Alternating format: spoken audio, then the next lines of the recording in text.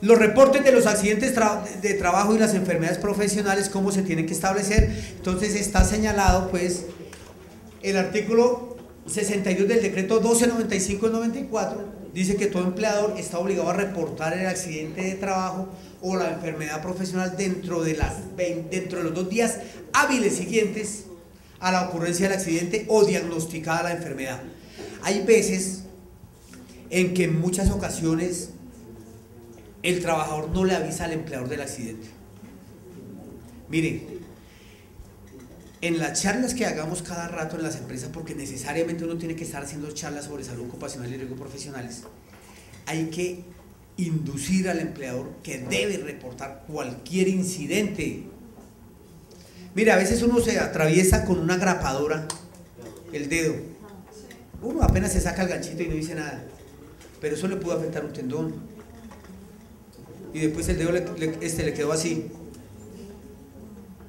y entonces ya uno no puede con el dedo así. Imagínense por un accidente porque no lo puede, y fue por una bobadita de esas.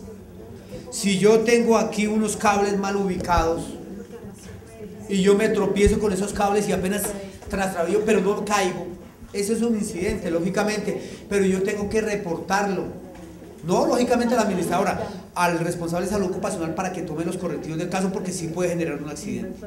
Cuando se genera el accidente sí existe la obligación de reportar el accidente a la administradora de riesgos profesionales dentro de los 2 días hábiles siguientes.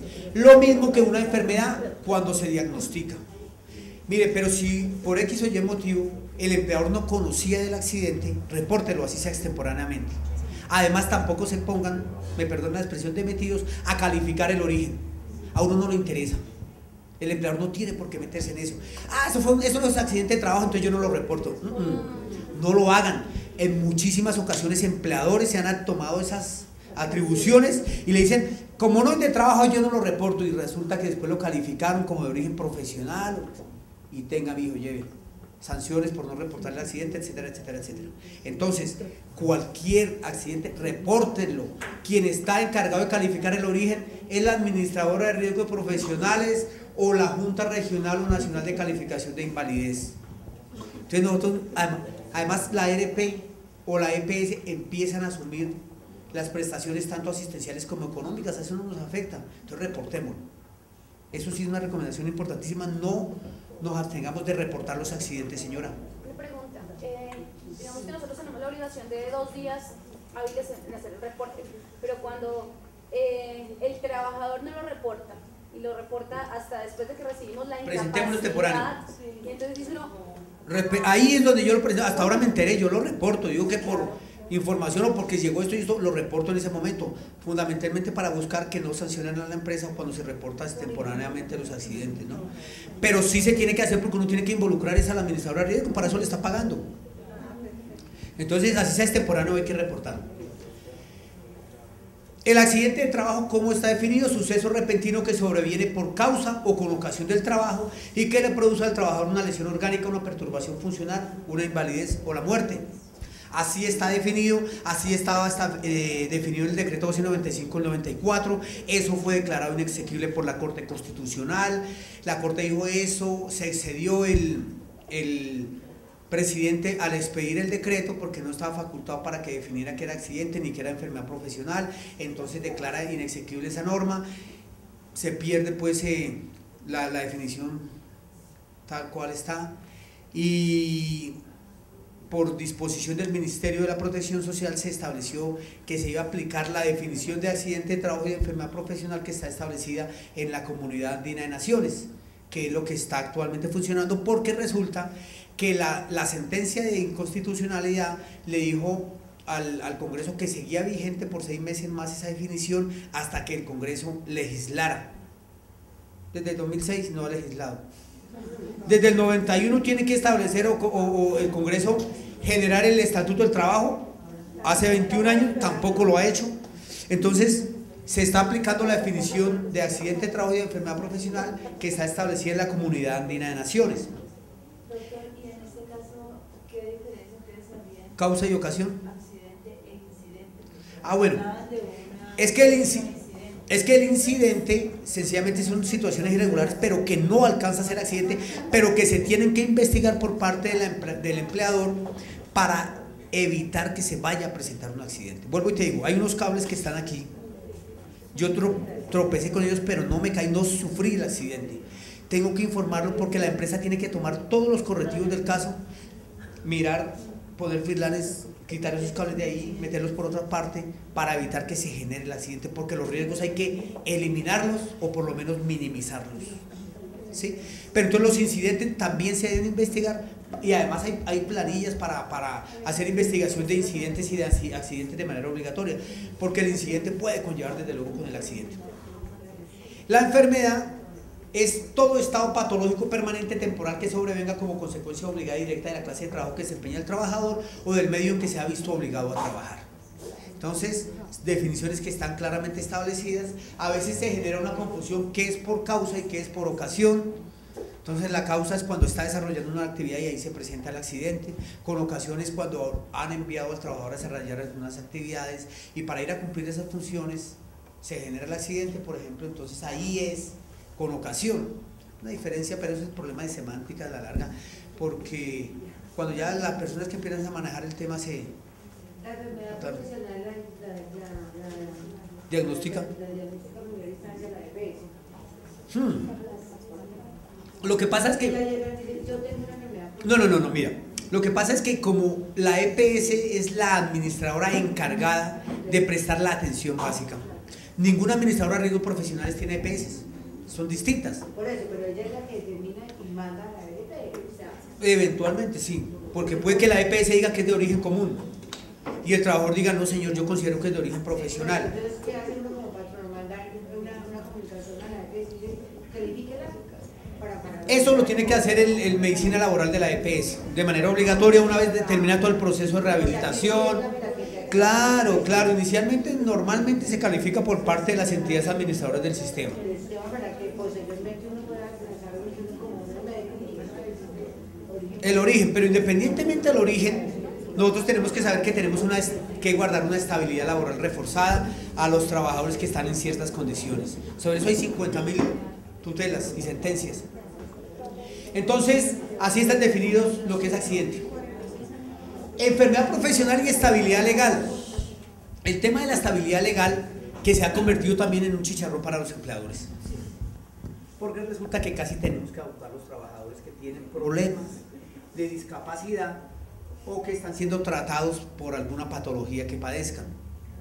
Entonces, fijémonos, si un trabajador está en incapacidad o está con algunos procedimientos programados para que se desarrollen, si está en proceso de rehabilitación de un accidente o de una enfermedad, independientemente del origen, esos trabajadores no debemos retirarlos de las empresas. A veces lo hacemos, ay, me mamé ese tipo, no está siendo incapacitado y molesta cada rato incapacitado, qué tipo tan mamón. Claro, hay abusadores también, eso es un camello, eso es un problema. Es un problema porque son abusadores. Igual que hay muchas mujeres en estado de gestación que son abusadoras. Porque tienen 2 horas de embarazo y entonces ya empiezan a desarrollar, ay, ya no puedo, y no puedo agacharme, no puedo, y empiezan a molestar y no cumplen. Apliquemos el reglamento de trabajo. Si no me cumple, le aplico sanciones, así tenga discapacidad, así esté en estado de gestación, o que no puedo despedirlas es otra cosa. Aunque sí puedo despedirlos, pidiéndolas, pero le puedo exigir, le puedo aplicar el reglamento de trabajo, ¿no? Entonces, cuando un trabajador tiene discapacidad, la discapacidad normalmente se está establecida cuando se le ha calificado pérdida de capacidad laboral. Entonces ahí ya se tiene discapacidad normalmente, aunque ese es un problema de debate dentro de los estudiosos del tema, que en qué momento se tiene discapacidad. El artículo 26 de la ley 361 del 97 prohíbe despedir a los trabajadores por motivo de una discapacidad o de una patología que padezcan en determinado momento. Por eso es que van y presentan las acciones de tutela y ahí sí que llega el tipo con más bríos. Ahí sí, como trae respaldo legal, no lo puedo tocar, no lo puedo mover, no le puedo sacar la lengua siquiera. Entonces se convierte hasta un problema. Por eso tenemos que darle mucho manejo y tener muchísimo cuidado con esta clase de trabajadores, antes de sacarlos. Hay un procedimiento que está establecido en el Ministerio de la Protección Social para solicitar la autorización para despedir trabajadores que tengan discapacidad cuando no pueden desarrollar ninguna actividad en la empresa.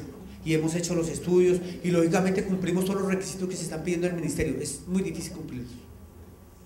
Realmente despedir a una persona de estas es muy complicado. Cuando el motivo es la discapacidad. Otra cosa es que sea un pícaro.